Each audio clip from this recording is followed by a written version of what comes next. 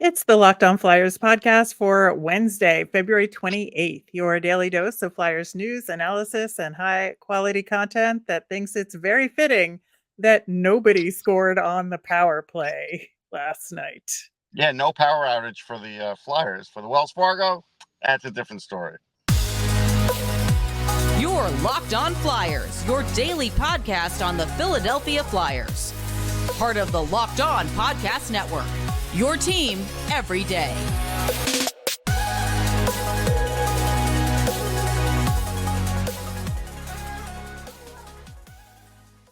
Hey there, and thanks for making Locked On Flyers your first listen every day. I am Rachel Donner. You can find me on Twitter at rmiriam. I'm here, as always, with Russ Cohen, who is coming to us from the Wells Fargo Center. He's on all your favorite social media apps at Sportsology. We are at Locked On Flyers on social as well. Today's episode is brought to you by Gametime. Download the Gametime app, create an account, and use the code Locked On for $20 off your first purchase. You can find us on YouTube. We're on the SiriusXM app or anywhere you listen to podcasts. Subscribe to get our latest episode as soon as it's available here on the Locked On Podcast Network, your team every day. Russ, I don't even know where to begin with this one. We have the aforementioned power outage. Everybody on the Flyers is broken, except for Cam Atkinson, who they did healthy scratch in this one. That's true. Even the coach had an injury, right? So, Yeah. it's just a weird situation. The power outage was weird because at first they didn't know what to do with it. Then we got the update. I think it's his last name was Laws. I forget what his first name is, and he told us that the transformer blew out, and so then that caused problems. Everybody was wondering about the ice, and they had one chiller working, so luckily it wasn't like a June really humid day. So that was interesting. So that worked out. Things started to come back as the game went on, and yeah, it was tied for a long time. But I think the Flyers did a good job, the coaching staff, of adjusting. I think they saw that Vasilevsky never really got comfortable in net, so they started shooting from far away, and it worked. And you got to give them credit for that. Yeah, absolutely. Yeah, Vasilevsky, I mean, I know this has not been his best season overall, but I just thought he looked especially shaky. And you're right, they did, I think, adjust appropriately to start shooting a little bit further from the outside, which is counter to what you would think, in terms of getting a dirty goal up front. But it worked. Those shots were going in. So it did work. This whole night was counter to like anything you thought. Right. Right, exactly. Like this pulling the goalie with 9 minutes left move. Yeah. Like it was lots of, I hate to keep using like these weird appropriate cringy metaphors, but it was very shocking to see the Lightning do that. But we were having fun, you really had to pay attention because like we didn't have any replay. For a while there was no audio, no clock. We had to get the clock, online. For players, it had to be hard because they didn't know when the clock was ticking down for like 30 seconds to go, So, right. That it was an interesting game. It was probably like what hockey was like in the 50s. That's what it was like. Yeah. And it was a little dim too, right? I don't know how it looked at home, but it definitely reminded me of the Spectrum, like because the lights are so much brighter, in the newer arenas. Right, and I was actually thinking about it in terms of the TV broadcast and how it looked with the lighting. I was like, this is exactly like one of those games at the Joe. Yeah. With the darkness a little bit in the corners and stuff like that. I thought it was very reminiscent of those games as well. Now the Flyers broadcast never lost transmission, but the Tampa one did. They did. And in fact, sometimes you have to guess, which is when you're watching the game through Hulu, you have to guess which broadcast is which, like which to click on. And so I clearly had clicked on the Tampa broadcast for a little bit because it just kept being like commercials. And I was like, what is happening? And then I flipped to the other one. And sure enough, that's how I found out about the power outage. But it was weird. I think that this game was a really good one for the Flyers in terms of, you talked about the adjustments, but Bobby Brink coming back into the lineup. We talked about the circumstances with which, we thought he should get called back up. This was one of them, and he But it could certainly have took happened beforehand. advantage. Like we all agree, it could have happened beforehand, and it should have happened beforehand instead of some of those 11-7 games. And this kid's been dying to come up. You could see Yeah. it. Yeah. Well, and he played extremely well in He this did. game, I would say. Yeah. And he was battling every possession that he was, out there battling to try and get the puck, looking for creative moves to make. I really enjoyed him on a line with Frost and Farabee. I thought that was really good. Yeah. I think that Lixel still looked good in this game too. He And did. I was gonna say it was tough because they put him on the fourth line. At least he was with Couturier, which was right, weird because they were obviously watching his minutes. But Couturier did not look particularly great either. So this was a game yeah. where, even though he played fewer minutes, I still think there's going to be games where you're going to have to rest this guy. Yeah, I think so. I think so too. It was very clear that he just wasn't 100% out there at all. But I do think they tried to use him wisely and in the right situations. Yeah. And for a managed minutes game, I thought they did do that pretty well Hmm. when all was said and done. But now, we're sitting here with Ristolainen on IR. He's week to week. Travis Konechny is day to day. Jamie Drysdale is week to week. They said they'll have another report on him in 2 weeks. I think that, in other circumstances, we would be worried. But with this team and this situation, I'm not really worried because it's like, okay, just let things fall where they fall. Right. And that's Right. been the attitude this whole year. And that should be the attitude. And I think that's the right way to handle it. You just let them play, see what happens. They play a sound game, and sometimes they're going to beat teams just by showing up. Sometimes they're going to beat them with resiliency. They have some good young talent. Let them do some things. Tyson Forster did it again. So yeah, let that happen. Cam Atkinson getting the healthy scratch was no surprise to anybody. Yeah, well, and we were calling for it to try Yeah, and, get the forwards to really have a better shot at things. And you're right, it opened up a little bit. I thought Morgan Frost had a pretty solid game. he did. Um, The power play but was still a mess, and it really sure, was. but They he was didn't the know. only one doing anything on the power play. True. And I also thought that this was another good game for either upping contract or trade value for Sean Walker and Nick Seeler. Yeah, I agree. Both had a good game. We'll see what happens with all that. I don't think they're going to let the trade talk get to them, so I don't think you have to worry about that.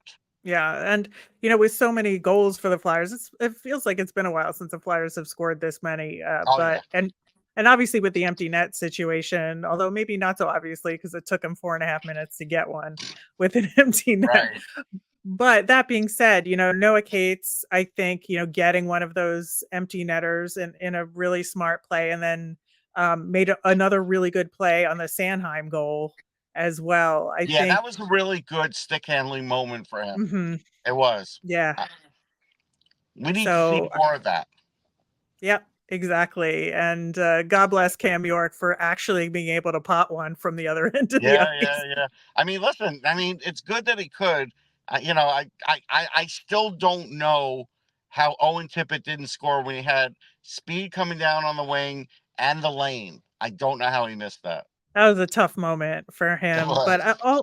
all in all, I do think Tampa adjusted in the second period, and the They Flyers did. adjusted right back in the third. And Yes. I was really pleased with the game plan overall and their ability to execute it. So I feel pretty good about this one, and then we'll just see how these injuries play out. Yeah, Sam Urson looked good, so that's good. For as long as there's games spread out, he'll keep playing.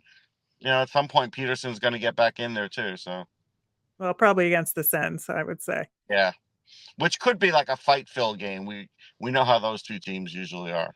Always, always. All right. Well, the Caps and Sens are the next opponents. We'll talk about them on the Friday show. In the meantime, Matvei Michkov wrapped up his season, and so we are going to take a look at how he fared in his first season in the KHL coming up next. Buying tickets to your favorite events should not be stressful. Gametime is the fast and easy way to buy tickets for all the sports, music, comedy, and theater near you. With killer deals on last-minute tickets and their best price guarantee, you can stop stressing over the tickets and start getting excited for all the fun you'll have. My favorite parts of the Gametime app is that it's great for getting notified about those flash deals. Plus, you can get that all-important view from your seat. Gametime has tickets right up to the start of the event and even up to an hour after it starts. So it's the place to find your last minute seat. Also, the tickets are sent directly to your phone, so you never have to dig through your email. Take the guesswork out of buying tickets with Gametime. Download the Gametime app, create an account, and use the code Locked On for $20 off your first purchase. Terms apply. Again, create an account and redeem with the code Locked On for $20 off. Download Gametime today. Last minute tickets, lowest price guaranteed. Get all the buckets with your first bet on FanDuel, America's #1 sports book. Because right now, new customers get $150 in bonus bets with any winning $5 bet. That's $150 if your bet wins. Bet on all your favorite NBA players and teams like the 76ers with quick bets, live same-game parlays, exclusive props, and more. Just visit FanDuel.com/lockedon and shoot your shot. FanDuel, official sportsbook partner of the NBA. On tomorrow's show, it's a week and a day, 8 days till the trade deadline. So we're going to do more of a deep dive into that. Plus, we'll continue our prospect profile series. Speaking of prospects, again, we are going to talk about Matvei Michkov's season. We alluded to it earlier in the week and figured, with his season in Sochi coming to an end, it's a good time to talk about him and where things stand. So, first thing I think is important to recognize is that Sochi had a not great record. They did not make the playoffs. 19, 38, 4, and 7 was their record this year. So Michkov was, I would say, the shining star on a very, I think, challenged team, let's say. Yeah, no question. I mean, some positives. I looked up on Instat. He was averaging 16.35 a game. So 16.35 is pretty good. He wasn't going to get that with the club he was on. 252 of power play time is a lot. No penalty kill. That's something that he's got to have to start doing. The Flyers probably need to communicate that to him because when he gets to the NHL, if John's still there, he's going to want him to play penalty kill the same way Travis Konecny. So that's something where you kind of hope that they work on. 60% of his shots on net, that's really good. That's really high. 48% faceoffs won, that's good. I don't think he's going to be a center, but doesn't mean he could take some faceoffs. And puck battles 49%. So these are good numbers, and this is a really solid year. Yeah, and as we mentioned earlier in the week, he was only a point behind Kirill Kaprizov as the record for a U20 player in KHL history. He had 19 goals and 41 points in 48 games played. So just a stellar season for, a draft plus 1 year player in that league. It is a low scoring league. We always talk about the Q as a high scoring league. This is the opposite. It's a much, much lower scoring league. So it's harder to get points in the KHL. So I think that also bodes well that despite everything that went on this year, he still had really high production. Yeah, no question. He got through the, pneumonia and other things. And yeah, it worked out.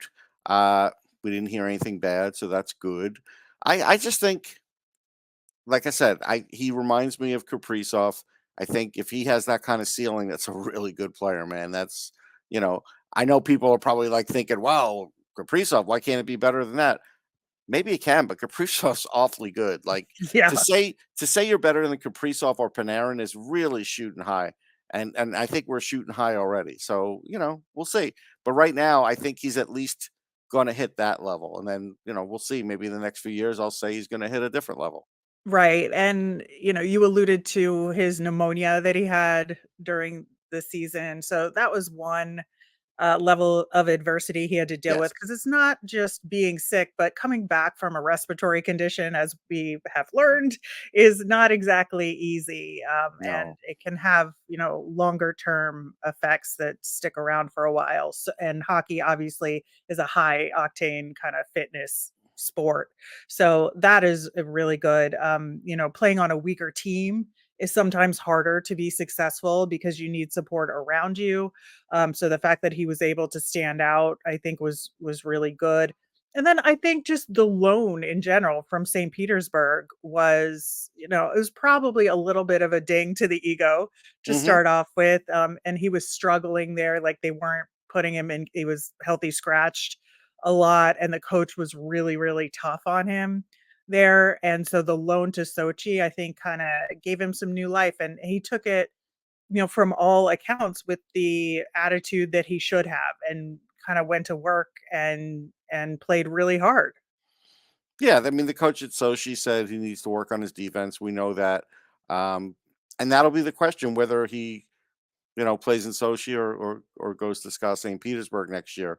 I think I think he'll be in camp for SKA St. Petersburg, and they'll see what he looks like. If he's playing well enough away from the puck, then he'll probably get to play there. If not, then he may have to wait another year. Yeah, and I think that it's very clear that he knows what he needs to work Yes. on, based on all reports that we've seen. You mentioned the comments from the coach, so it's all clear. And I think that goes hand in hand with, wanting to get him some PK time because I think that will really help him, obviously, with the defensive skills and getting him thinking in a two-way manner a little bit more, especially with the power kill system that the Flyers have. I think he could look at building his defensive skills as an opportunity for himself offensively. Right. Right. That's a big deal. And there's something that I've also heard. I don't know if it's confirmed, but somebody said they heard that he wants to Michkov, wants to kind of take like a trip to Philly, and of course, that person's like, well, maybe he'll defect, and I'm like, hey, he's not going to defect, but if he comes to Philly, that'd be great. I mean, I don't know if he'll be able to, but if he's able to, hey, good for him. Yeah, I think that would be a really good sign for everybody involved if Yeah, he would take a trip. But if he wants to have some in-person meetings with player development, with the Flyers, I think that would go a long way to build confidence. Going both ways and get the fan base excited. So yeah. that seems really cool, Well, we'll see. I honestly. mean, it's unconfirmed. Right, right. But I think that, just the question of will he play with the big club in St. Petersburg next year, I think is a big one. And getting him into that sort of environment where the expectations are higher, the excellence level is higher, I think will only serve him as he transitions to then the NHL, which is like the ultimate level of hockey in the world. Yeah, he needs to find like Pavel Datsyuk and work out with him in the summer to learn how to play defense, something like that. Yeah. That would be good. So just looking, we talked about his stats a Mhm. lot here. Has anything changed since draft time based on the year he had now in terms of expectations for him as a player? I don't think expectations have changed. He is uh, having a good year, had a good year. Uh, I looked up his weights around 171. I want to say when he was drafted, it was a little less than that. Was he around 165? It was something like that, right? Something like that. So, he is getting stronger. He'll work on that in the offseason too. I don't think right now the only thing that could really raise expectations, because I think they're pretty high, um, is if he leads the league in scoring or does something like that. Then it would be like, okay, then you might start talking about superstar. You can't really use the word superstar yet. I wouldn't do that. Yeah, I think that's a fair assessment. And It's always hard to compare guys who play their first post-draft year in the KHL versus junior hockey versus college hockey. I think it's a little bit of apples and pears sometimes here. So in terms of just some context around that with the year he's had in the KHL, like what would that equate as in terms of college hockey? Well, I mean, Will Smith's leading the nation in scoring. So if I match up Will Smith and Michkov, let's say Michkov was playing center, just for this argument. I'd say he'd be pretty close to that, if not right there. Celebrini, I think, is fourth in the nation. It's all BCBU, like the top four. Right. Cutter Gauthier in there. Austin. Yeah, and I think Leonard's the other one. Yeah. So I think he'd be, in that top four somewhere. Like if we had a five, somewhere in that top five. So, and I think that's good. I mean, I don't know if you could ask for anything more than that. And if he's on par with those kinds of players, that's what you want. Yeah, I think so. Well, a lot of excitement, I think, for Michkov, and it feels like, okay, we've checked off year one, two more to go, right? Yeah, And I think that, things are looking pretty bright for him and for the Flyers in a no couple doubt. years. So looking forward to tracking his career as it continues. And just to be In the clear, mean, like when that two-way game comes around, then he might be number one in college hockey. I mean, he's not at the defensive level like Celebrini yet. Just to use an example. All right. Coming up next, we are going to answer your mailbag questions. A lot of trade deadline talk, as to be expected, but also some players that we haven't talked a ton about in the Flyer system. We'll do that coming up next. Passion, drive, and patience, what brings home the winning trophy, is also what keeps your ride or die alive. eBay Motors has everything you need to maintain your vehicle and level it up to peak performance, from superchargers, roof racks, exhaust kits, LED headlights, and more.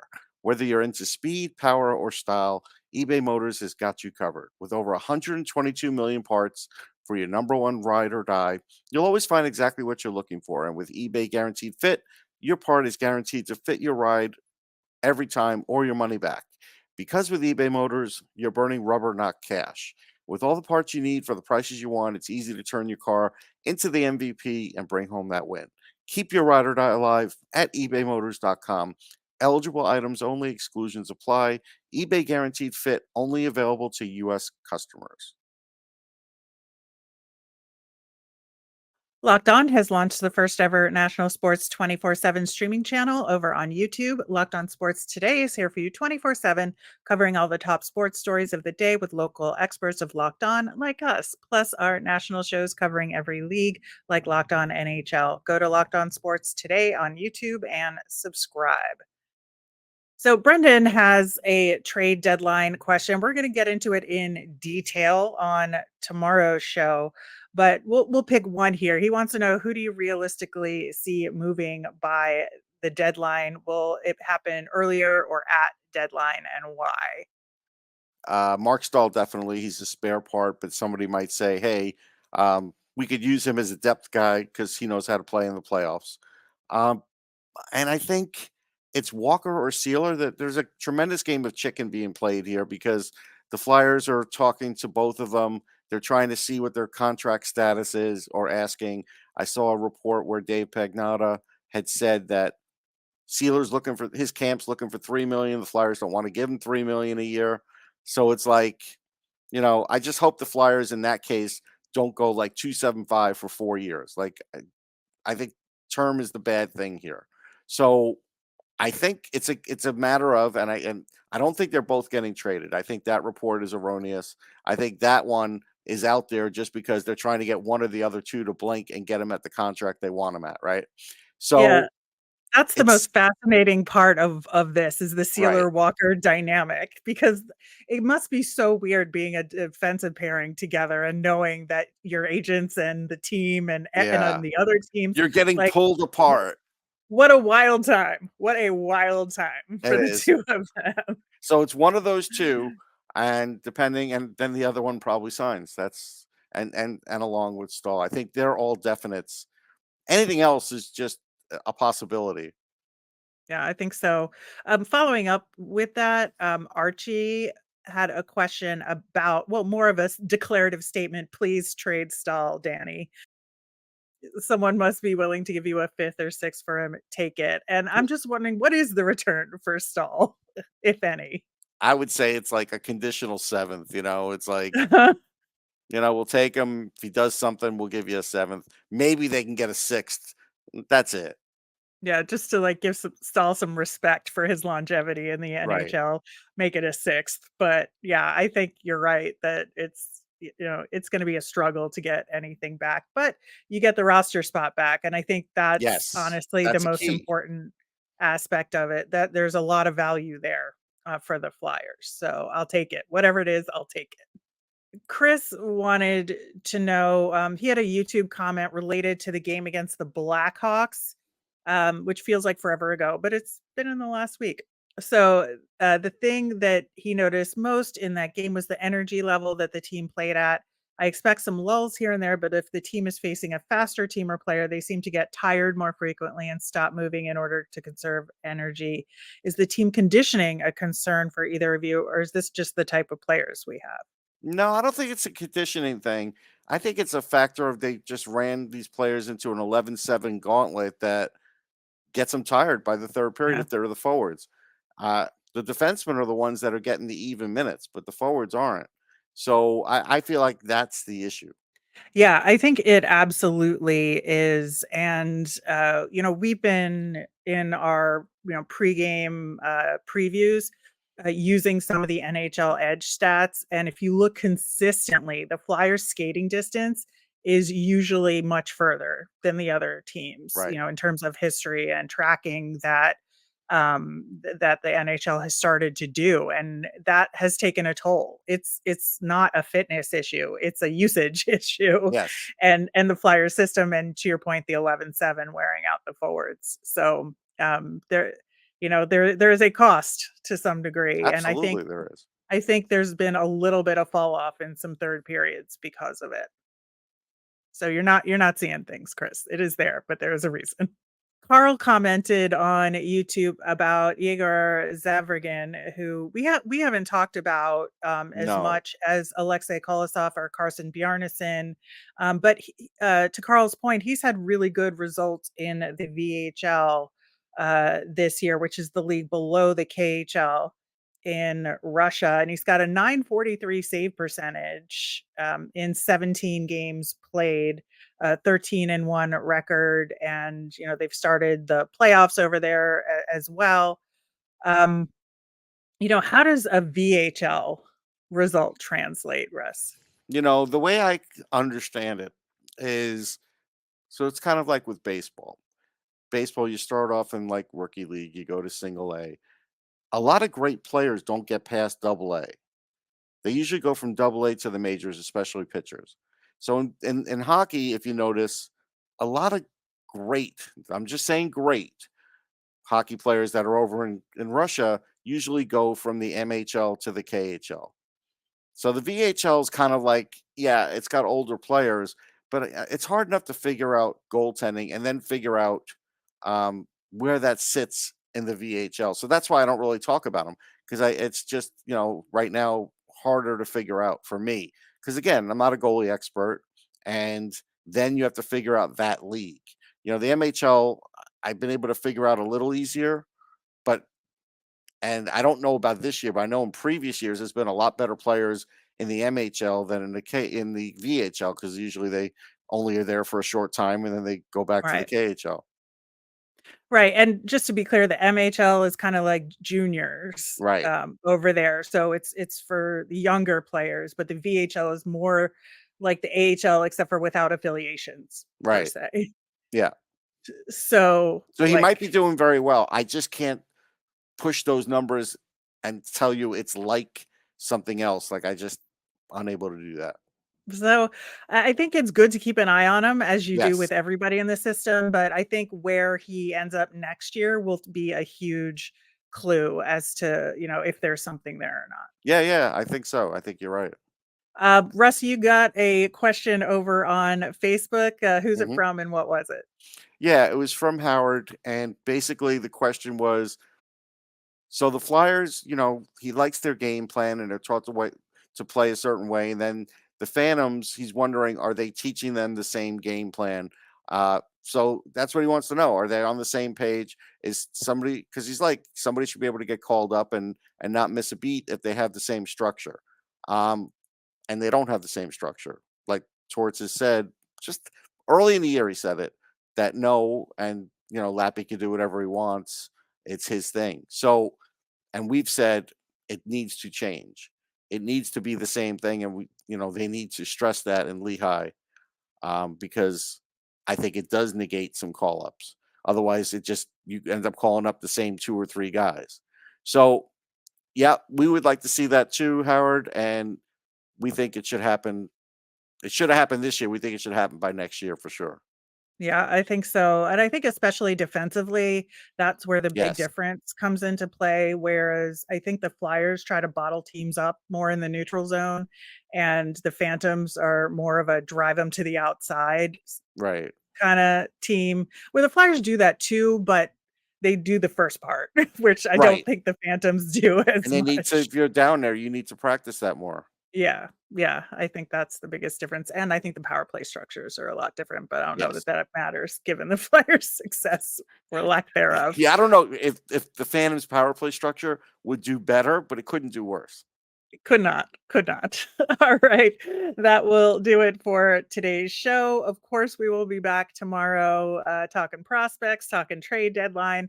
As a reminder, we always want to hear from you. So if you've got questions you want us to answer on the show, like we just did, you can send them via Twitter at Locked On Flyers. You can email us at lockedonflyers@gmail.com or comment on our YouTube channel. I'm Rachel. I'm on Twitter at rmiriam. That's RMIRIAM.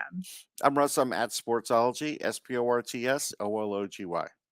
Have a fantastic day, everyone.